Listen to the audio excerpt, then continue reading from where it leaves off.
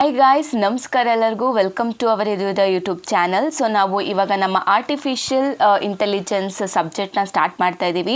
So fifth sem ಸ್ಟೂಡೆಂಟ್ಸಿಗೆ ಇವಾಗ second I A ಬರ್ತಿರೋದ್ರಿಂದ ನಾವು module 3, 4, 5 first cover ಮಾಡೋಣ.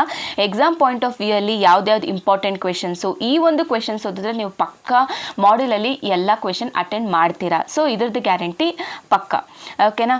ಸೊ ನಾವು ಬನ್ನಿ ಯಾವ್ಯಾವುದು ಅದು ಇಂಪಾರ್ಟೆಂಟ್ ಕ್ವೆಶನ್ಸ್ ಅಂತ ಹೇಳ್ತೀನಿ. ಸೊ ಇವಾಗ ನಾನು ಕ್ವೆಶನ್ಸ್ ಹೇಳ್ತೀನಿ, ಮುಂದಿನ ಬರೋ ವೀಡಿಯೋಸಲ್ಲಿ ಒಂದೊಂದು ಕ್ವೆಶನ್ಗೂ ನೀಟಾಗಿ ಎಕ್ಸ್ಪ್ಲನೇಷನ್ ಕೊಟ್ಟು ಅರ್ಥ ಮಾಡಿಸ್ತೀನಿ, ಓಕೆನಾ.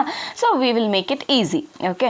ಯಾವುದ್ಯಾವುದಪ್ಪ ಆ ಕ್ವೆಶನ್ಸು ಅಂತ ಅಂದರೆ ಡಿಫೈನ್ ಹ್ಯೂರಿಸ್ಟಿಕ್ ಫಂಕ್ಷನ್ ಮತ್ತು ಎ ಸ್ಟಾರ್ ಅಲ್ಗಾರಿದಮ್ ಮತ್ತು ಅದ್ರ ಜೊತೆ ಪ್ರಾಬ್ಲಮ್ ಕೊಡ್ತಾರೆ.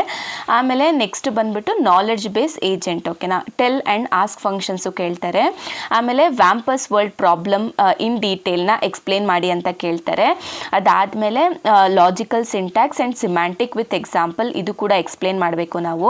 ಆಮೇಲೆ greedy BFS best first search algorithm, ಆಮೇಲೆ ಗ್ರಾಫ್ ಸರ್ಚ್ ಅಲ್ಗಾರಿದಮ್ ಮತ್ತು problems. So AI is a subject ಹೆಂಗೆ ಅಂತ ಅಂದರೆ ಅದು ಬರೀ ಥಿಯೋರಿಟಿಕಲ್ ಸಬ್ಜೆಕ್ಟ್ ಅಲ್ಲವೇ ಅಲ್ಲ, ಅದು ಲಾಜಿಕಲ್ ಸಬ್ಜೆಕ್ಟು ಹೌದು. ಸೊ ಏನಂತ ಅಂದರೆ ಅದರಲ್ಲಿ ನಾನು ನೋಡಿದ ಹಾಗೆ ಕ್ವೆಶನ್ ಪೇಪರಲ್ಲಿ ಥಿಯರಿ ಕ್ವೆಶನ್ ಕಡಿಮೆ, ಪ್ರಾಬ್ಲಮ್ಸೇ ಜಾಸ್ತಿ ಇದೆ. ಸೊ ನಾವು ಸ್ವಲ್ಪ ಪ್ರಾಬ್ಲಮ್ಸ್ ಮೇಲೆ ಫೋಕಸ್ ಮಾಡೋಣ, ಮತ್ತು ಕಾನ್ಸೆಪ್ಟು ಕೂಡ ಹೇಳ್ಕೊಡ್ತೀನಿ.